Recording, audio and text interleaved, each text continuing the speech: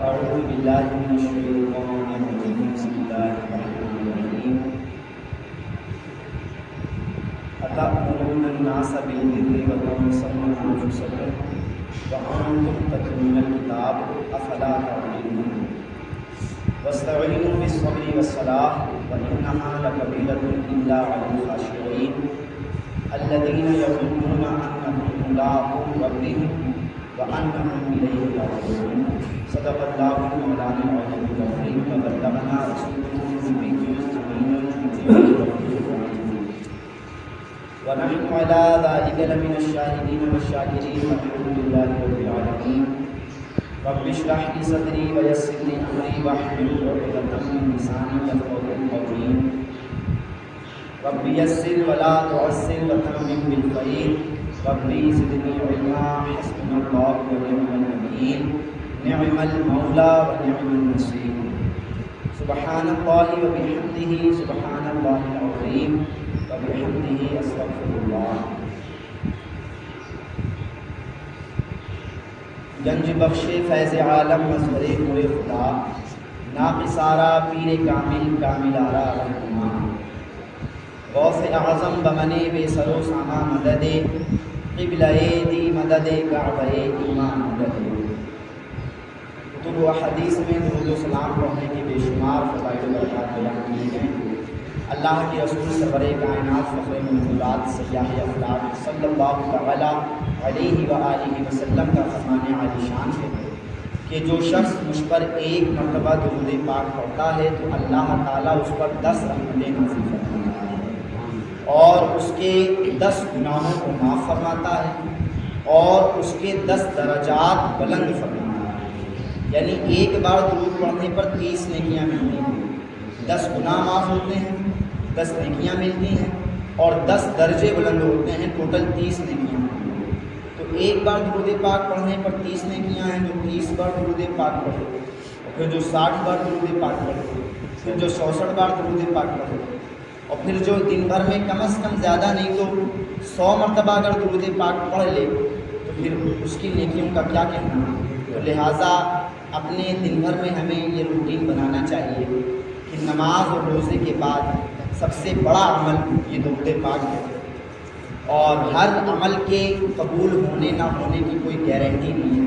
نماز ہم پڑھتے ہیں، روزہ ہم رکھتے ہیں، حج ہم کرتے ہیں، زکوٰۃ ہم دیتے ہیں، قبول ہونے نہ ہونے کی کوئی گارنٹی نہیں ہے کہ ہمارا سجدہ قبول ہوا یا نہیں ہوا، ہمارا روزہ قبول ہوا یا نہیں ہوا، ہمارا حج قبول ہوا یا نہیں ہوا، ہماری زکوٰۃ قبول ہوئی یا نہیں ہوئی.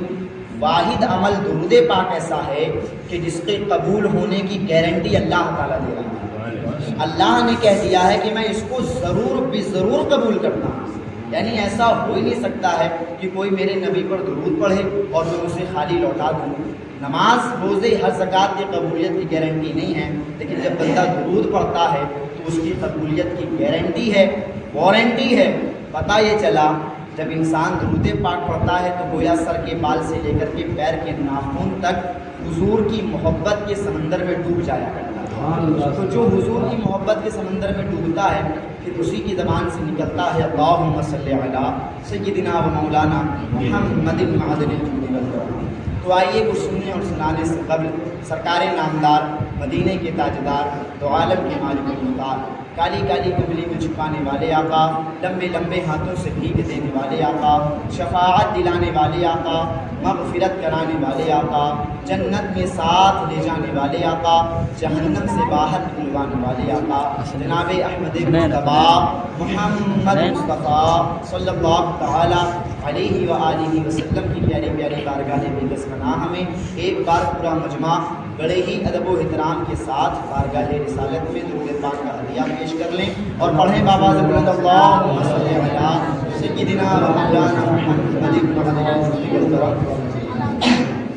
وآلہ الکرام وابنہ الکریم وبارک وسلم صلاۃ و سلام علیک یا رسول اللہ صلی اللہ تعالی علیہ وآلہ وسلم. کہ اللہ تعالیٰ نے قرآن عظیم میں فرمایا ہے نماز قائم کرو، زکوٰۃ ادا کرو اور جماعت کے ساتھ نماز پڑھو. جماعت کے یعنی اپنی اپنی نماز نہ پڑھو. پتہ چلے تم کونے میں کھڑے ہو جاؤ، آپ اپنی یہاں فرض پڑھائی جا رہی تم کونے میں کھڑے ہو، یہ نہ کرو بلکہ جماعت کے ساتھ نماز پڑھو. ٹھیک ہے. اب اس کے آگے اس کے آگے اللہ تعالیٰ فرماتا ہے أَتَأْمُرُونَ النَّاسَ بِالْبِرِّ وَتَنْسَوْنَ أَنفُسَكُمْ وَأَنْتُمْ تَتْلُونَ الْكِتَابَ أَفَلَا تَعْقِلُونَ۔ اللہ فرماتا ہے کہ تم لوگوں کو اچھی بات بتاتے ہو اور جو بات تم لوگوں کو بتا رہے ہو اس پر خود نہیں عمل کرتے ہو۔ جو بات تم لوگوں کو بتا رہے ہو اس پر انتم تتلون الکتاب، حالانکہ تم کتاب پڑھتے ہو۔ کتاب سے مراد قرآن عظیم۔ کتاب سے مراد کون سی کتاب؟ بھائی ہماری کتاب تو ایک ہی ہے نا، کون سی کتاب؟ تو جب بھی کہیں کتاب کا لفظ آئے گا تو اس سے مراد قرآن لیا جائے گا۔ اللہ کہہ رہا ہے تم تتلون الکتاب، کتاب پڑھتے ہو، افلا تعقلون، تو کیا تمہیں عقل نہیں ہے؟ کیا تمہیں سوچ نہیں ہے؟ کیا تمہیں شعور نہیں ہے؟ یعنی تم جس بات کا حکم دے رہے ہو تم خود ہی وہ کام نہیں کر رہے ہو۔ تم نے جس بات کا حکم دیا تم نے خود ہی وہ کام نہیں کیا۔ مثال تو کل ملا کر موٹی سی بات یہ سمجھ لیجئے، چونکہ میں اتنی جلدی اس لیے چل رہا ہوں کہ مجھے ایک اہم ٹاپک آپ کو بتانا ہے، اس لیے میں جلدی چل رہا ہوں۔ اس کو مکمل کر کے ایک اہم ٹاپک آپ کو سنانا ہے انشاءاللہ۔ اگلی آیت میں اللہ تعالیٰ فرماتا ہے وَاسْتَعِینُوا بِالصَّبْرِ وَالصَّلَاةِ، یعنی مدد مانگو صبر سے اور نماز سے۔ مدد چاہو صبر سے اور نماز سے، اور اس کی پوری فل ڈیٹیل آپ محرم میں سن چکے ہیں کہ صبر سے کیسے مدد مانگی جاتی ہے اور نماز سے کیسے مدد مانگی جاتی ہے۔ اس کا پریکٹیکل اگر کسی کو دیکھنا ہے تو امام حسین کو دیکھنا ہے۔ امام حسین نے عین صبر اور نماز سے مدد چاہی، یعنی امام حسین پر ظلم و ستم ہوا، آپ نے صبر کیا اور پھر گردن کٹائی تو سجدے کی حالت میں گردن کٹائی، یعنی آپ نے زندگی بھر صبر کیا اور نماز پر اپنی زندگی کو مکمل کر دیا۔ تو گویا صبر اور نماز سے مدد مانگنے کا ایک پریکٹیکل طریقہ ہمیں امام حسین کی زندگی سے ملتا ہے۔ اگلی آیت میں اللہ تعالیٰ فرماتا ہے وَإِنَّهَا لَكَبِيرَةٌ إِلَّا عَلَى الْخَاشِعِينَ۔ اب یہ بات آپ کے لیے بغور سمجھنے والا ہے۔ اللہ تعالیٰ فرماتا ہے نماز بہت بھاری ہے، نماز بہت بھاری ہے۔ آج لوگ کہتے ہیں نا یار ہمت نہیں پڑی، 17 رکعت عشاء کا کیسے پڑھیں؟ 17 رکعت، یعنی اگر پتہ چل جائے کہ کسی چوراہے پر 17 منٹ کھڑے ہونے پر 1000 روپے ملیں گے تو 17 منٹ نہیں 34 منٹ کھڑے ہوں گے، یعنی 2000 کا ہم 34 منٹ کھڑے ہوئے ہیں۔ اور وہی چیز اگر 17 رکعت یہاں 17 کیسے پڑھیں گے یار؟ تو قرآن بھی یہی کہہ رہا ہے کہ نماز بہت بھاری ہے، بے شک بھاری ہے۔ وَإِنَّهَا لَكَبِيرَةٌ، نماز بھاری ہے، الا مگر الا علی الخاشعین، بھاری ان پر ہے جن کے دل میں اللہ نہیں ہے، ان کے لیے نماز تو معراج ہے۔ جن کے دل میں اللہ موجود ہے، جن کے دل میں اللہ موجود ہے، ان کے لیے 17 کوئی معنی نہیں رکھتی ہے، ان کے لیے 34 کوئی معنی نہیں رکھتی ہے، ان کے لیے نوافل کوئی معنی نہیں رکھتے ہیں۔ بے شک نماز بھاری ہے، لیکن نماز ان کے لیے بھاری ہے جو اللہ کی محبت سے دور ہے، جو اللہ کے پیار سے دور ہے، جو اللہ کی رحمت سے دور ہے۔ نماز ان کے لیے بھاری ہے، اور جو اللہ کی رحمت میں ڈوبا ہوا ہے، جس کا دل اللہ کی رحمت میں مطمئن ہے اور جس کا دل اللہ کی محبت میں سروشار ہے، اس کے لیے نماز بالکل بھی بھاری نہیں ہے۔ وہ جیسے ہی نماز کا وقت دیکھتا ہے اس کے جسم میں کھلبلی مچ جاتی ہے کہ اب بس مجھے نماز ادا کرنی ہے کسی بھی طریقے سے، یعنی وہ دنیا کے کسی بھی کونے میں ہوتا ہے، نماز کا وقت آ گیا بس اس کے جسم میں کھلبلی مچ جائے گی، نہیں مجھے بھائی نماز پڑھنی ہے، سارے کام بعد میں ہوں گے، نماز پہلے پڑھی جائے گی۔ تو بے شک نماز بھاری ہے، لیکن ان لوگوں پر بھاری ہے جو اللہ سے دور ہے، اور جو اللہ کے قریب ہیں ان پر نماز بالکل بھی بھاری نہیں ہے۔ یعنی آج انسان جم کرتا ہے، آج کے نوجوان جم کرتے ہیں، آپ کو معلوم ہے جم کرتے ہیں باڈی بنانے کے لیے کہ ڈولے بن جائیں اور جو ہے گردن یہ موٹی ہو جائے اور گلا جو ہے بھر جائے ہمارا، اور 6 پیک آ جائے پیٹ میں، 6 پیک ہوتے ہیں نا پسلیاں، جو مطلب ان کو جو ہے 6 پیک، حالانکہ یہ پیٹ چھپا رہتا ہے پھر بھی انہیں 6 پیک نکالنے ہیں۔ کس کو دکھاؤ گے بھائی؟ پیٹ تو چھپا رہے، پیٹ تو چھپا ہی رہتا ہے نا۔ ہاں وہ الگ بات ہے کہ تم چڈا پہن لو، بھائی چڈے میں کوئی 6 پیک آ رہے ہوں تو چلو چڈا پہن لو گے تو دکھائی بھی دے گا، لیکن یہ تو ہمیشہ چھپا رہتا ہے، اس کو تو کھولنے کوئی سوال ہی نہیں پیدا ہے۔ تو آج کل کے نوجوان جم کرتے ہیں اور جم میں وہ 50 کلو کا ڈمبل اٹھا لیتے ہیں۔ کتنے کلو کا؟ 50 کلو کا ڈمبل اٹھا کر کہتے ہیں ہم سے زیادہ طاقتور کون ہے، ہم سے زیادہ، یہ دیکھو میری باڈی، ڈولے دیکھو ڈولے، لیکن جب وہی نوجوان صبح 4:30 بجے فجر کی اذان ہو رہی ہو تو 50 کلو کا ڈمبل جس نے اٹھایا تھا نا اس سے 50 گرام کا کمبل نہیں ہٹایا جاتا. جو نوجوان 50 کلو کا ڈمبل اٹھا رہا ہے وہی نوجوان 50 گرام کا کمبل نہیں ہٹا پا رہا اپنے اوپر سے. یعنی اس کے لیے 50 کلو کا ڈمبل اٹھانا آسان ہے مگر 50 گرام کا کمبل اپنے اوپر سے ہٹانا مشکل ہے. یہ کیسے آپ طاقتور ہیں؟ آپ طاقتور کہے جائیں گے. یاد رکھو صحت بظاہر طاقت ہوتی ہے اور ایمان باطنی طاقت ہوتا ہے. صحت بظاہر طاقت ہوتی ہے اور ایمان باطنی طاقت ہوتا ہے. اگر آپ کے پاس صحت ہے تو آپ بظاہر طاقتور مانے جائیں گے اور اگر آپ کا ایمان مضبوط ہے تو آپ باطنی طور پہ طاقتور مانے جائیں گے. آپ سے 50 کلو کا ڈمبل توڑ گیا اور فجر کے وقت 4:30 بجے آپ سے 50 گرام کی چادر نہ ہٹی کہ آپ اس کو ہٹاتے اور اٹھ کر کے بالکل فریش ہو کر کے آپ وضو کے لیے تیار ہو جاتے اور اللہ کی بارگاہ میں جھکنے کے لیے سر جھکا دیتے. گویا نماز ان پر بھاری ہے جو اللہ سے دور ہیں اور ان پر کچھ بھاری نہیں ہے جو اللہ کے قریب ہیں. ان کے لیے 4:30 بجے اذان پڑھی جائے یا 3:30 بجے اذان پڑھی جائے وہ 3:30 بجے بھی آ جاتے ہیں اور آنے والے 5:30 بجے بھی آ جاتے ہیں. یہ سب ہوتا ہے اللہ کی محبت سے. آخری آیت نمبر 46 پہلے پارے کی آیت نمبر 46.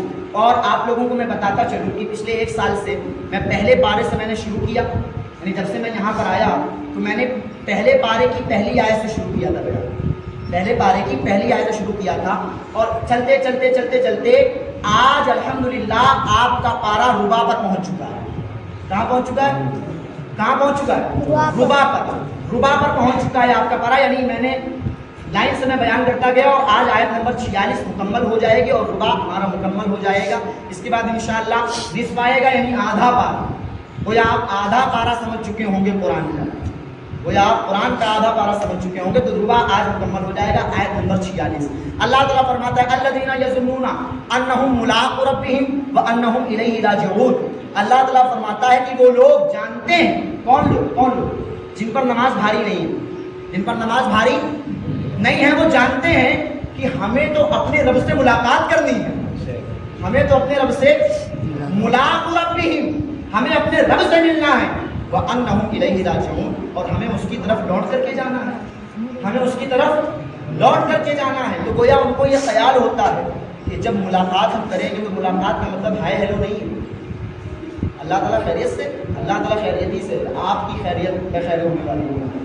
ملاقات کا مطلب ہے کہ وہاں پر سوال و جواب ہوں. کیوں بھائی؟ میں نے تمہیں عمر دی, عمر کا بہترین حصہ جوانی دی, جوانی میں مال دیا, مال کمایا کہاں سے, خرچ کہاں کیا, اپنی عمر کہاں لگائی, اولادوں کے ساتھ کیسا برتاؤ کیا, اولادوں کو دین سکھایا نہیں سکھایا کہ خالی دنیا میں لگا دیا, اولادوں کو نماز پڑھنا سکھایا کہ نہیں سکھایا خالی دنیا میں لگا دیا. یعنی اولاد کے بے عملی کا گناہ ماں باپ کو بھی ملتا ہے اور قبر میں یہ کہا جاتا ہے کہ تو نے اگر اپنی اولاد کو قرآن پڑھنا سکھایا ہوتا تو آج تیری اولاد نماز میں غلط قرآن نہ پڑھ رہی ہوتی. آج تیری اولاد نماز میں غلط قرآن نہ پڑھ رہی ہوتی. یہ ماں باپ سوال کہ آج کیسے ماں باپ جو بیٹھے ہیں آرام سے اپنی اولادوں پر غور نہیں کرتے کہ مدرسے جائے چلا جائے ہمیں کیا فرق پڑتا ہے. یعنی اگر اسکول نہ جائے تو وہاں چونکہ 600 فیس جا رہی ہے تو توڑ کے رکھ دیں گے. کیوں؟ پیسہ دے رہا ہوں میں, پیسہ دے رہا ہوں کیوں نہیں جا رہا ہے. مگر یہاں ایک پیسہ نہیں ہے, یہاں فری فنڈ کی پڑھائی ہے. تو فری فنڈ والی چیز آپ جانتے ہیں ویسے بھی بے اہمیت ہوتی ہے, بے پرواہ ہوتی ہے. تو یہاں فری فنڈ کی پڑھائی ہے, باپ کہتا ہے جاؤ مرو جا کر, ہم سے کیا مطلب. اب مرو نہیں, آپ کو مارا جائے گا قبر میں. قبر میں آپ کو مارا جائے گا اور پوچھا جائے گا کہ آپ باپ تھے, کھیت پر نہ جانے پر تو آپ مارتے تھے, پر مدرسے نہ آنے پر آپ کچھ نہیں کہتے تھے. اگر لڑکا کھیت پر نہ پہنچے ٹائم سے تو آپ کھانا بند کر دیتے تھے. اگر لڑکا کھیت پر ٹائم سے نہ پہنچے تو آپ مارنے لگتے تھے. لیکن اگر لڑکے نے مدرسے میں نہیں گیا تو آپ کہتے تھے کہ لڑکا ہماری بات ہی نہیں سنتا ہے, لڑکا ہمارا کہنے نہیں مانتا ہے. آپ کیسے باپ ہیں؟ دوسروں کی اولادوں کو تو آپ بڑا سمجھاتے ہیں, خود کی اولاد آپ کے قبضے میں نہیں ہے. خود کی اولاد آپ کے قبضے میں نہیں ہے اور دوسروں کی اولادوں کو تمیز پکڑائی جا رہی ہے کہ تم ایسے کرو, تم ایسے کرو. پہلے اپنی اولاد کو سدھارو تب جا کر دوسرے کی اولاد پر بات کرنا, کیونکہ شریعت کا قانون ہے تم کسی کے دامن پہ داغ لگاؤ گے تمہارے دامن پہ خود بہت داغ لگ جائے گا. اگر تم کسی کے دامن کو گندا کرو گے تمہارے دامن پہ خود بہت داغ لگے گا. کل ملا کر بس یہ سمجھ لیجئے کہ نماز ان پر بھاری ہے جن کو یہ یقین ہے کہ اللہ سے ملنا ہے, اور جن کو یہ یقین ہے کہ اللہ سے ملاقات ہونی ہے، اس کے حضور حاضر ہونا ہے، اور حاضر ہو کر یہ نہیں ہے کہ ہیلو ہائے ہونا ہے، بلکہ حاضر ہو کے جواب دینا ہے، حاضر ہو کے جواب دینا ہے۔ درود پاک پڑھ لیجیے اللہم صلی اللہ علیہ وسلم۔ اب آ جائیے اپنے مخصوص ٹاپک پر، چونکہ آج سفر المظفر کی 27 تاریخ ہے۔ کتنی تاریخ ہے؟ 27۔ 3 دن کے بعد انشاءاللہ چاند بھی نکل آئے گا ربیع الاول شریف کا، اور اب کی بار کا جو ربیع الاول ہے، اب کی بار کی جو 12ویں شریف ہے، اب کی بار کا جو جشن ولادت ہے وہ 1500 سالہ جشن ولادت ہے۔ کون سا جشن ولادت ہے؟ 1500 سال پورے ہو رہے ہیں۔ کتنے سال؟ 1500 سال۔ شکر مناؤ آپ لوگ کہ ہم لوگوں کو اللہ نے 1500 سال جشن ولادت میں جینے کا موقع دیا۔ تو اب کی بار کا جشن ولادت انشاءاللہ بڑے زور و شور سے منانا ہے انشاءاللہ۔ انشاءاللہ اب کی بار 1500 جشن ولادت بھی ہے، اور چاہے نہ بھی ہوتا تو یہ سب سے بڑا تیوہار ہے۔ اگر یہ تیوہار نہ ہوتا نا تو کوئی تیوہار نہ ہوتا۔ اگر میرے نبی دنیا میں نہ آتے تو کچھ دنیا میں نہ آتا۔ زمین و زمان تمہارے لیے، مکین و مقام تمہارے لیے، چنین و چنا تمہارے لیے، بنے تو جہاں تمہارے لیے، ہمارے یہاں تمہارے لیے، اٹھے بھی وہاں تمہارے لیے، صبا وہ چلے کہ باغ پھلے، کہ پھول کھلے، کہ دن ہو بھلے، لیوا کے تلے ثنا میں کھلے، رضا کی زبان تمہارے لیے، رضا کی زبان تمہارے لیے۔ گویا یہ پوری کائنات اللہ نے میرے نبی کے لیے بنائی ہے، تو جس نبی کے لیے بنائی ہے اگر وہ نبی نہ آتا نا تو اس کائنات میں کچھ بھی نہ آتا۔ تو یہ سب سے بڑا تیوہار ہے۔ لیکن اس سے پہلے ذرا اور آ جائیے، ابھی 2 دن پہلے 25 تاریخ کو، آج 27 ہے یعنی پرسوں 25 سفر المظفر کو حضرت علامہ مولانا مولانا مفتی محدث مجدد محقق حضرت علامہ مفتی امام احمد رضا خان فاضل بریلوی کا عرس گزرا ہے۔ اعلیٰ حضرت کا عرس گزرا ہے 25 تاریخ کو، یعنی پرسوں، کل چھوڑ پرسوں آپ کا عرس گزرا ہے۔ تو آپ لوگ جانتے ہیں میری تو عادت ہے میں موقع کی مناسبت سے بیان کرتا ہوں، جیسا موقع ہوتا ہے ویسا میرا بیان ہوتا ہے۔ تو کچھ جھلکیاں آپ اعلیٰ حضرت کی بھی سن لیں تاکہ آپ کو پتہ چل جائے کہ اعلیٰ حضرت کسی کے لڑانے کی مشین نہیں ہے، بلکہ میرے آقا کی نشانی کا نام اعلیٰ۔ میرے آقا کے تمام معجزات میں سے ایک معجزے کا نام اعلیٰ حضرت ہے۔ میرے اعلیٰ حضرت کہا جاتا ہے معجزۃ من معجزات رسول اللہ۔ اعلیٰ حضرت حضور کے معجزوں میں سے ایک معجزہ ہے۔ میں زیادہ لمبی چوڑی بات نہیں بتاؤں گا کہ اعلیٰ حضرت مفتی تھے، محدث تھے، بڑے عالم تھے اور مفکر تھے۔ موٹی سی بات یہ سن لیجیے کہ اللہ تعالیٰ نے جب اسلام پھیلانے کے لیے لوگوں کو چنا، اسلام پھیلانے کے لیے، تو اللہ نے نبیوں کو بھیجا۔ کس کو بھیجا؟ نبیوں کو۔ جناب آدم کو بھیجا، اسلام پھیلایا۔ جناب نوح کو بھیجا، اسلام پھیلایا۔ جناب شیس کو بھیجا، اسلام پھیلایا۔ جناب موسیٰ کو بھیجا، اسلام پھیلایا۔ جناب عیسیٰ کو بھیجا، اسلام پھیلایا۔ جناب سلیمان کو بھیجا، اسلام پھیلایا۔ جناب ہود کو بھیجا، اسلام پھیلایا۔ جناب لوط کو بھیجا، اسلام پھیلایا۔ جناب زکریا کو بھیجا، اسلام پھیلایا۔ جناب یحییٰ کو بھیجا، اسلام پھیلایا۔ جناب ادریس کو بھیجا، اسلام پھیلایا۔ جناب یوسف کو بھیجا، اسلام پھیلایا۔ جناب یعقوب کو بھیجا، اسلام پھیلایا۔ جناب اسحاق کو بھیجا، اسلام پھیلایا۔ جناب ابراہیم کو بھیجا، اسلام پھیلایا۔ جناب اسماعیل کو بھیجا، اسلام پھیلایا۔ جناب عیسیٰ کو بھیجا، اسلام پھیلایا۔ تو یہ نبیوں کو اسلام پھیلانے کے لیے بھیجا گیا۔ اچھا اب حضور لاسٹ میں آئے اسلام پھیلانے کے لیے، اس کے لیے آئے بھائی، حضور اسلام کی خاطر آئے نا۔ حضور لاسٹ میں آئے اسلام پھیلانے۔ اب حضور کے بعد تو کوئی نبی نہیں آئے گا، حضور کے بعد کوئی نبی آئے گا، لیکن اسلام کا کام تو جاری رہے گا نا۔ نبی نہیں آئے گا پر اسلام کا کام تو چلتا رہے گا نا، بولو بھائی۔ نبی نہیں آئے گا حضور کے بعد، لیکن اسلام کا کام بند ہوگا نہیں ہوگا۔ کون کریں گے؟ علماء کریں گے۔ اب حضور نے فرمایا العلماء ورثۃ الانبیاء، یعنی علماء انبیاء کے وارث ہیں۔ یعنی اب اللہ تعالیٰ نے نبیوں کے بعد اسلام پھیلانے کے لیے جس کو چنا وہ صحابہ کو چنا۔ کس کو چنا؟ صحابہ کو۔ صدیق اکبر کو چنا اسلام پھیلانے کے لیے، فاروق اعظم کو چنا اسلام پھیلانے کے لیے، عثمان غنی کو چنا اسلام پھیلانے کے لیے، مولا علی کو چنا اسلام پھیلانے کے لیے، جناب عبداللہ بن زبیر کو چنا اسلام پھیلانے کے لیے، جناب ابو عبیدہ بن جراح کو چنا اسلام پھیلانے کے لیے، جناب زید بن ارقم کو چنا اسلام پھیلانے کے لیے، عمار بن یاسر کو چنا اسلام پھیلانے کے لیے، جناب مقداد کو چنا اسلام پھیلانے کے لیے، جناب سلمان فارسی کو چنا اسلام پھیلانے کے لیے۔ اب صحابہ بھی جاتے رہے۔ بھائی ہمیشہ زندہ تو کوئی نہیں رہے گا، امر تو ہے نہیں۔ جب نبی نہیں امر ہے تو پھر اور کون کیسے امر ہو سکتا ہے؟ اب صحابہ بھی دھیرے دھیرے جاتے رہے، اور جب سارے صحابہ دنیا سے چلے گئے اسلام کا کام بند ہوگا کام بند ہوگا؟ صحابہ چلے گئے پر کام نہیں گیا، کام ابھی بھی باقی ہے۔ اب کون کرے گا؟ اب تابعین کو کام کریں گے، پھر تابعین کے بعد تبع تابعین کو کام کریں گے، تبع تابعین کے بعد ائمہ مجتہدین کو کام کریں گے۔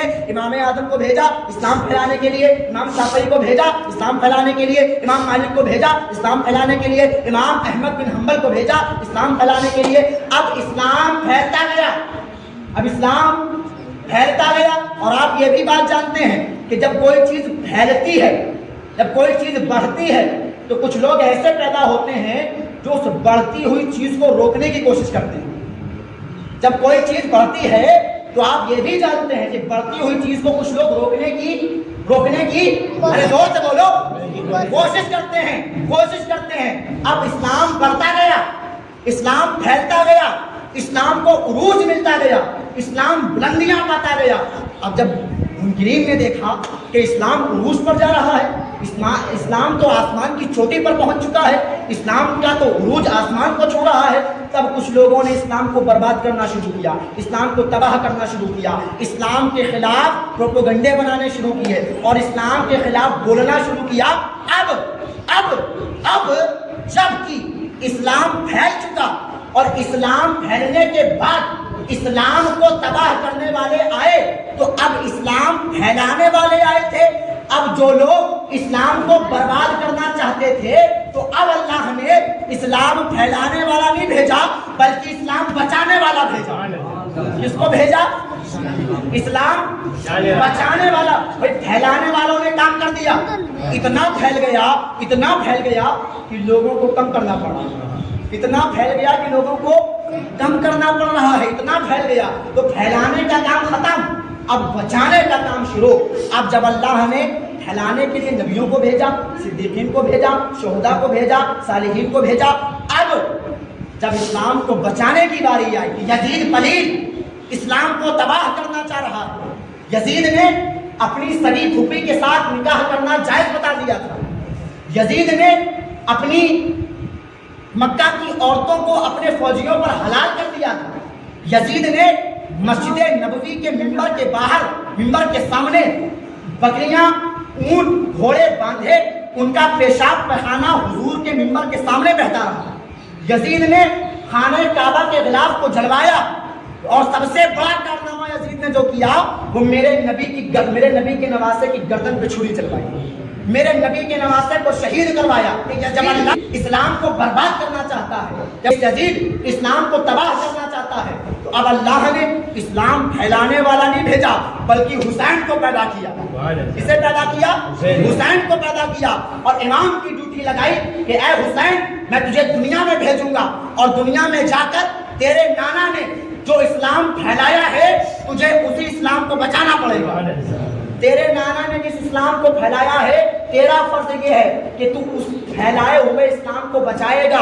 گویا میرے حسین نے اس اسلام کو ایسے بچایا کہ سردار ندار در دستے یزید، اسلام کو ایسا بچایا کہ سر تو دے دیا پر ہاتھ نہیں دیا یزید کے ہاتھ۔ امام نے سر دے دیا اپنا پر ہاتھ نہیں دیا، ایسے بچایا امام نے۔ اب امام حسین نے اسلام بچایا، اسلام بچا۔ ہندوستان میں جب دیکھا گیا کہ اسلام عروج پر ہے، اسلام بلندی پر ہے، تو لوگوں کے ذہن میں خیال آیا اسلام کو کم کیا جائے، اسلام کو گھٹایا جائے، اسلام کے خلاف باتیں کی جائیں۔ لوگوں نے اپنی قلم سے، اپنی زبان سے، اپنے ہاتھوں سے، اپنے پیروں سے ہر وہ کوشش انجام دی جس سے اسلام کا نام برباد ہو، جس سے اسلام کا کام برباد ہو۔ میرے نبی کے بارے میں کتابوں میں لکھا گیا کہ جتنا علم ایک شیطان کے پاس ہے اتنا ہی علم میرے نبی کے پاس ہے۔ کہیے معاذ اللہ، غور سے بولو معاذ اللہ۔ میرے نبی کے بارے میں کتابوں میں چھپا ہوا، میرے نبی کے بارے میں لکھا گیا کہ جتنا علم ایک پاگل کو ہے، جتنا علم ایک بچے کو ہے اتنا ہی علم میرے نبی کو۔ کہیے معاذ اللہ۔ میرے نبی کے بارے میں چھاپا گیا، لکھا گیا کہ میرے نبی کو پیٹھ کے پیچھے کی خبر نہیں ہے۔ میرے نبی کے بارے میں لکھا گیا کہ میرے نبی کو دیوار کے پیچھے کی خبر نہیں ہے۔ میرے نبی کے بارے میں لکھا گیا کہ میرے نبی کسی امتی کا ضرور نہیں سن پاتے ہیں۔ میرے نبی کے بارے میں لکھا گیا کہ میرے نبی کو اللہ نے کوئی طاقت نہیں دی ہے۔ میرے نبی کے بارے میں لکھا گیا کہ میرے نبی کو اللہ نے حاضر و ناظر نہیں بنایا ہے۔ میرے نبی کے بارے میں ختم نبوت کے اتنے مضبوط عقیدے کو برباد کیا گیا اور یہ کہا گیا کہ حضور کے بعد بھی نبی آ سکتا ہے. نبی کہیے معاذ اللہ. قرآن کہتا ہے ما کان محمد ابا احد من رجالکم ولکن رسول اللہ و خاتم النبیین. قرآن کہتا ہے میرے آقا پر نبوت ختم ہو چکی ہے, میرے آقا کے بعد نبوت کا دروازہ بند ہو چکا ہے. اور یہ بیوقوف کہتا ہے کہ نبی حضور کے بعد کوئی نبی آ سکتا ہے, پاسبلٹی ہے. تو جب اسلام کے خلاف ان لوگوں نے ایسی باتیں کرنا شروع کیا تو اللہ نے ہندوستان کے شہر بریلی کے اندر ایک انسان کو پیدا کیا جسے امام احمد رضا کے نام سے جانا جاتا ہے, جسے احمد رضا کے نام سے پہچانا جاتا ہے. اللہ تعالیٰ نے امام احمد رضا کو پیدا کیا اور پیدا کر کے ڈیوٹی لگائی کہ اے احمد رضا, تیرے نبی کے بارے میں کیا کیا باتیں کی جا رہی ہیں سن تو ذرا. تیرے نبی کو شیطان کے علم کے برابر تیرے نبی کا علم بتایا جا رہا ہے. تیرے نبی کو کہا جا رہا ہے کہ یہ کچھ سن نہیں پاتے ہیں. تیرے نبی کو کہا جا رہا ہے کہ ان کو پیٹھ کے پیچھے کی خبر نہیں ہے. تیرے نبی کو کہا جا رہا ہے ان کو دیوار کے پیچھے کی خبر نہیں ہے. احمد رضا, میں دنیا میں تجھے بھیج رہا ہوں تو فری پھوکڑ میں نہیں بھیج رہا ہوں. جا اور جا کر کے میرے نبی کے بارے میں جواب دے کہ تو جو یہ بات کر رہا ہے کہ میرے نبی کو یہ نہیں پتا, میرے نبی کو وہ نہیں پتا, میرے نبی یہ نہیں جانتے ہیں, میرے نبی وہ نہیں جانتے ہیں, تو یہ اعلان کر دے کہ یا رسول اللہ, جو آپ کا نہیں ہو سکتا ہے وہ اپنے باپ کا نہیں ہو سکتا ہے. جو آپ کا نہیں ہو سکتا ہے وہ اپنے باپ کا نہیں ہو سکتا ہے. جو اپنے باپ کی اولاد ہوگا وہ میرے نبی کا وفادار ہوگا, اور جو انسان میرے نبی سے غداری کرے گا گویا وہ حرام کی اولاد ہوگا, وہ حرام سے پیدا ہوا ہوگا. اس لیے کہ حلالی بندہ کبھی بھی نبی سے غداری نہیں کر سکتا. نبی سے غداری ہمیشہ حرام والا آدمی کرے گا. حلالی بندے کی یہ جرت نہیں ہے کہ وہ اپنے نبی سے غداری کرے. امام احمد رضا دنیا میں آئے اور آنے کے بعد آپ نے دیکھا میرے نبی کے علم غیب پر تمہیدیں باندھی جا رہی ہیں. میرے نبی کے علم غیب کے بارے میں کہا جا رہا ہے کہ نبی کو پیٹھ کے پیچھے کی خبر نہیں ہے, نبی کو دیوار کے پیچھے کی خبر نہیں ہے. میرے اعلیٰ حضرت نے شعر لکھا, اور کوئی غیب کیا تم سے نہا ہو بھلا, جب نہ خدا ہی چھپا تم پہ کروڑوں درود, جب نہ خدا ہی چھپا تم پہ کروڑوں درود. میرے نبی کے بارے میں یہ کہا گیا کہ نبی کسی کو کچھ دے نہیں سکتے ہیں, نبی کے پاس کوئی پاور نہیں ہے, نبی کے پاس کوئی اختیار نہیں ہے. امام احمد رضا نے قلم اٹھایا اور جا بجا اعلان کر دیا کہ خلق کے حاکم ہو تم, رزق کے قاسم ہو تم, جو ملا تم سے ملا تم پہ کروڑوں درود, جو ملا تم سے ملا تم پہ کروڑوں درود. میرے نبی کے بارے میں یہ کہا گیا کہ نبی ہمارے گناہوں کی بخشش نہیں کروا پائیں گے, نبی ہمارے گناہوں کی شفاعت نہیں کروا پائیں گے. امام احمد رضا نے قلم اٹھایا اور اعلان کر دیا اپنے خطا وار کو اپنے ہی دامن میں لو, کون کرے یہ بھلا تم پہ کروڑوں درود. میرے نبی کے بارے میں یہ کہا گیا کہ میرے نبی کو اللہ نے کوئی پاور نہیں دیا ہے. امام احمد رضا نے اعلان کر دیا کر کے تمہارے گناہ مانگے تمہاری پناہ, تم کہو دامن میں آ تم پہ کروڑوں درود, تم کہو دامن میں آ تم پہ کروڑوں درود. اس کے بعد میرے نبی کے بارے میں یہ کہا گیا کہ نبی اپنے امتی کا درود نہیں سن پاتے ہیں, نبی اپنے امتی کا درود نہیں سن پاتے ہیں. امام احمد رضا نے کہا اچھا تم ایک درود کی بات کر رہے ہو کہ نبی ایک درود نہ سن پائیں. میرے اعلیٰ حضرت نے دیکھا کہ جب ایک درود پر اعتراض کیا گیا, امام نے قلم اٹھایا اور اعلان کر دیا مصطفیٰ جان رحمت پہ لاکھوں سلام. تم نے کہا, اس نے کہا میں ایک درود کے خلاف ہوں, امام نے کہا میں لاکھوں سلام بھیجوں گا. تم ایک درود کے خلاف ہو, میں لاکھوں سلام بھیجوں گا. تیرا یہ عقیدہ ہے کہ تو یہ کہتا ہے کہ نبی ایک بھی درود نہیں سن پاتے ہیں, اور میرا یہ عقیدہ ہے کہ نبی ہمارے لاکھوں سلام کو سن رہے ہیں, نبی ہمارے لاکھوں سلام کو سن رہے ہیں. امام احمد رضا نے یہ کارنامہ سر انجام دیا. اور تو اور مکہ مکرمہ کے اندر جب علماء مکہ نے یہ اعتراض کیا کہ آپ حضور کے علم کو اللہ کے علم کے برابر بتاتے ہیں. امام احمد رضا کے بخار کا عالم تھا, بخار کی حالت میں کوئی لائبریری نہیں, کوئی کتاب نہیں. آپ کے بیٹے آپ کے ساتھ جناب حجت الاسلام, آپ نے حکم دیا میں بولتا جا رہا ہوں تم لکھتے جاؤ, میں بولتا جاتا ہوں تم لکھتے جاؤ. اعلیٰ حضرت بولتے جاتے, ان کے بیٹے تحریر فرماتے جاتے. اعلیٰ حضرت نے 6 گھنٹے کے اندر, کتنے 6 گھنٹے کے اندر اتنی موٹی کتاب تقویۃ الدولۃ المکیہ کے نام سے تحریر فرمائی, اور تحریر فرما کے جب علماء مکہ کے سامنے دھری تو علماء مکہ نے اپنی انگلیوں کو اپنے دانتوں میں دبا لیا، اپنی انگلیوں کو اپنے دانتوں میں دبا لیا اور کہنے لگے کہ ہم عربی ہو کر ہمیں اتنی عربی نہیں آتی ہے جتنی اس ہندوستانی کو عربی آتی ہے۔ ایسے لگتا ہے کہ یہ ہندوستانی نہیں ہے، یہ تو عرب کا رہنے والا ہے۔ اس نے ایسے ایسے دلائل دیے ہیں کہ ہمارے فہم و گمان میں کبھی وہ دلائل نہیں آئے تھے۔ تو گویا امام احمد رضا خالی ایک عالم ہی نہیں تھے، امام احمد رضا خالی ایک مفتی ہی نہیں تھے، امام احمد رضا خالی ایک یہ سمجھ لیجیے محدث ہی نہیں تھے، بلکہ امام احمد رضا سچے اور پکے عاشق رسول بھی تھے، سچے اور پکے عاشق رسول تھے، کیونکہ عاشق رسول ہی اپنے نبی کی بارگاہ میں یہ کہہ سکتا ہے کہ ان کی مہک نے دل کے گنجے کھلا دیے ہیں، اس راہ چل گئے ہیں سکے بٹھا دیے ہیں، اس راہ چل گئے ہیں کوچے بسا دیے ہیں۔ اعلیٰ حضرت کی یہ شان ہے، اعلیٰ حضرت کا یہ مقام ہے۔ بس آخری بات سن کر میں بیان مکمل کر دوں گا، آخری بات بڑی توجہ طلب ہے۔ اعلیٰ حضرت پر مقدمہ لگا، آپ جونپور گئے بیان کرنے کے لیے، آپ نے وہاں پر بیان کیا کہ جمعے میں جو خطبے سے پہلے کی اذان ہوتی ہے وہ امام کے سامنے نہیں دینی چاہیے، بلکہ امام سے تھوڑا دور ہٹ کے مسجد کے باہر دی جائے۔ اعلیٰ حضرت نے اعلان کیا، بیان کیا کہ خطبے کی اذان جو ہوتی ہے، خطبے سے پہلے کی اذان، وہ پہلی بات تو امام کے سامنے نہ دی جائے، دوسری بات مسجد میں نہ دی جائے بلکہ مسجد کے باہر دی جائے۔ لوگوں نے کہا کہ مولانا تمہارا دماغ خراب ہو گیا کہ ہمارے یہاں 40 سال سے ہی ہو رہا ہے، ہمارے یہاں 40 سال سے ہی ہو رہا ہے۔ پہلی بات ہمارے یہاں امام کے سامنے کھڑا ہوتا ہے مؤذن، دوسری بات مسجد میں کھڑا ہوتا ہے، آپ کہاں کی بات کر رہے ہو؟ اللہ حضرت نے فرمایا میں کوئی بھی بات اپنی طرف سے نہیں کرتا ہوں، میں کوئی بات کرتا ہوں قرآن و حدیث سے کرتا ہوں۔ میرے آقا کا فرمان ہے کہ اذان کا ایک مقام ہے، اذان کا ایک مرتبہ ہے۔ لوگوں نے مقدمہ کر دیا، کیس لگا دیا، جب کیس لگا کورٹ میں بلایا، اعلیٰ حضرت کورٹ میں حاضر تشریف لے گئے۔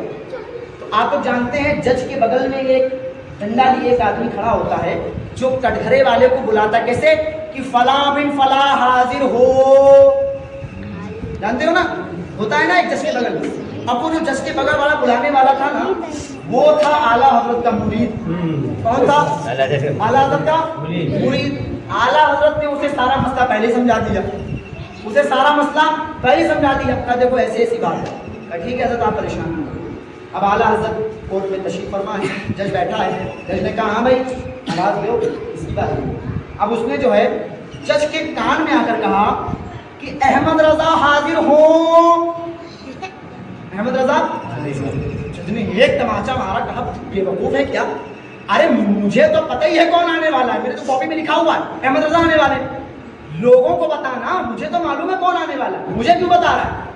مرید نے کہا بس یہی سمجھانے کے تو میرے پیر آئے ہیں، امام کو تو معلوم ہے کہ نماز ہونے والی ہے، جس کو نہیں معلوم ہے اس کو بتاؤ، جس کو نہیں معلوم ہے اس کو تو بیچارے کو پتہ ہی ہے، وہ تو بیٹھے ہی ہے نماز پڑھانے کے لیے، وہ تو بیٹھے ہی ہے خطبہ پڑھنے کے لیے، تم اس کو بتا رہے ہو اللہ اکبر۔ ارے اس کو پتا ہے کہ مجھے اس کو پتا ہے کہ مجھے پڑھنی نہیں ہے پڑھانی ہے، مجھے پڑھنی نہیں ہے پڑھانی ہے، جس کو نہیں پتا ہے اس کو بتایا جائے۔ اعلیٰ حضرت کا سمجھانے کا یہ انداز تھا، اعلیٰ حضرت کا بتانے کا یہ انداز تھا۔ جب اعلیٰ حضرت کسی کو سمجھانا چاہتے تھے اس انداز میں سمجھاتے تھے اور اس انداز میں بتاتے تھے۔ نان پارا، نان پارا بریلی کی ایک ریاست، سنا ہوگا نان پارا۔ نان پارا نا جو ہوتا ہے نا، نان کا مطلب ہوتا ہے روٹی، نان کا مطلب ہوتا ہے روٹی، اور پارا مطلب ہوتا ہے ٹکڑا، پارا مطلب ٹکڑا اور نان مانے تو پارا نان کا مطلب کیا ہوگا؟ روٹی ٹکڑا۔ اعلیٰ حضرت چونکہ اتنے بڑے شاعر تھے تو نان پارا کا ایک بادشاہ، اس نے اعلیٰ حضرت کے پاس خط بھیجا، اے مولانا احمد رضا صاحب آپ ماشاءاللہ بڑی اچھی شاعری کرتے ہیں، ذرا میرے بارے میں بھی کچھ اشعار کہیے، تو ذرا میرے بارے میں کچھ لکھیے، تھوڑا میں آپ کو انعام دوں، تحفہ دوں۔ اعلیٰ حضرت نے کہا اچھا۔ قلم اٹھایا، قلم اٹھا کر لکھا آپ نے، کر امت ہے اہل دول رضا، پڑے اس بلا میں میری بلا، میں گدا ہوں اپنے کریم کا، میرا دین پارے نہ نہیں، میرا دین پارے نہ نہیں۔ اعلیٰ حضرت نے کہا کہ تم اس سے کہہ رہا میں تیری تعریف کروں، میرا دین کوئی روٹی کا ٹکڑا نہیں ہے جو میں اپنے دین کو روٹی کے ٹکڑے کے دام میں بیچتا پھروں، میرا دین کوئی روٹی کا ٹکڑا نہیں ہے کہ میں تیری تعریف کر کے اسے بیچ دوں. احمد رضا اپنے نبی کا گدا ہے, تو جب تعریف کرے گا تو نبی کی تعریف کرے گا, دنیا دار کی تعریف نہیں کرے گا. جب تعریف کرنے بیٹھے گا تو دنیا دار کی تعریف نہیں کرے گا, بلکہ اپنے نبی کی تعریف کرے گا, اپنے محبوب کی تعریف کرے گا. دکان پر گئے سودا خریدنے, تیل, اعلیٰ حضرت تیل لگانا سنت ہے نا, تو اعلیٰ حضرت سنت پر عمل کرتے تھے. تیل خریدنے گئے تو تیل والے نے کہا, پوچھا آپ نے کتنے کا تیل ہے؟ تو اس نے کہا کہ حضرت تیل ہے 6 روپے کا, لیکن آپ جو ہے 3 روپے کا. آپ چونکہ معلم ہیں ماشاءاللہ ہمارے علاقے کے, اور آپ کا مقام بڑا ہے, تو آپ 6 روپے, آپ 3 روپے دے دیجیے, آپ 6 نہ دیجیے. اعلیٰ حضرت نے 6 روپے نکالے اور اس کے ہاتھ میں جمائے, فرمایا میں اپنے دین کو 3 روپے میں بیچنا نہیں چاہتا, میں اپنے دین کو 3 روپے میں بیچنا نہیں چاہتا ہوں. میرا دین 3 روپے کا نہیں بک سکتا ہے, میرے دین کی کوئی قیمت لگا ہی نہیں سکتا ہے. میرا دین اتنا قیمتی ہے, اتنا قیمتی ہے کہ اگر تم ہیرے کو اور دین کو اکٹھا رکھو گے تو احمد رضا ہیرے کو نہیں چنے گا بلکہ اسلام کو چنے گا. ہیرے کو نہیں دیکھے گا بلکہ اسلام کو دیکھے گا, ہیرے کو نہیں دیکھے گا بلکہ اسلام پر عمل کرے گا. میرا دین ہیرے سے زیادہ قیمتی ہے. اور اعلیٰ حضرت نے اپنی زندگی کے آخری لمحات میں یہ بھی فرمایا تھا کہ اگر کوئی انسان میرے دل کو چیرے گا اور میرے سینے کو چیر کر میرا دل نکالے گا, تو میرے دل کے ایک حصے پر اللہ لکھا ہوگا اور دل کے دوسرے حصے پر محمد رسول اللہ لکھا ہوگا. یہ اعلیٰ حضرت کا عشق رسول ہے, یہ ہیں اعلیٰ حضرت, یہ ہیں امام احمد رضا خان فاضل بریلوی. تو آج اگر کوئی انسان اپنے آپ کو بریلوی کہے, اس کا یہ مطلب ہوتا ہے کہ بریلوی کا مطلب پکا سنی, بریلوی کا مطلب پکا سنی. تو اپنے آپ کو بریلوی بھی کہو, سنی بھی کہو, قادری بھی کہو, چشتی بھی کہو, مداری بھی کہو, یہ سب کے سب ایک ہی پیڑ کے پھول ہیں. یہ سب کے سب, یہ قادری, یہ چشتی, یہ سہروردی, یہ مداری, یہ رضوی, یہ بریلوی, یہ حنبلی, یہ شافعی, یہ مالکی, یہ حنفی, یہ سب کے سب مصطفیٰ کے غلام ہیں. یہ سب کے سب مصطفیٰ کے غلام ہیں. ان کا چرچا رہے گا, بڑے خاک ہو جائیں جل جانے والے, بڑے خاک ہو جائیں جل جانے والے. اس لیے اعلیٰ حضرت نے ہمیں دنیا میں آ کر یہ سبق دیا کہ جب تک دنیا میں زندہ رہنا اپنے نبی سے محبت کرتے رہنا, کیونکہ اگر نبی سے محبت کرو گے تو جیسے میں احمد رضا نبی سے محبت کرتا ہوں, تو آج دنیا میری بات کر رہی ہے, آج دنیا میری بات کر رہی ہے. تو اگر تم بھی نبی سے محبت کرو گے تو تمہارے مرنے کے بعد بھی دنیا تمہاری بات کرے گی. اسی لیے میں سینہ ٹھوک کے یہ اعلان کرتا ہوں کہ سب ہوں میں عبید رضوی غوث و رضا کا, آگے سے میرے بھاگتے ہیں شیر ببر بھی. اللہ تعالیٰ کی بارگاہ میں دعا ہے مولا پاک جو کچھ سنا ہے اس کو یاد رکھنے, اس پر عمل کرنے اور اسے دوسروں تک پہنچانے کی توفیق عطا فرمائے. آمین. وآخر دعوانا الحمدللہ.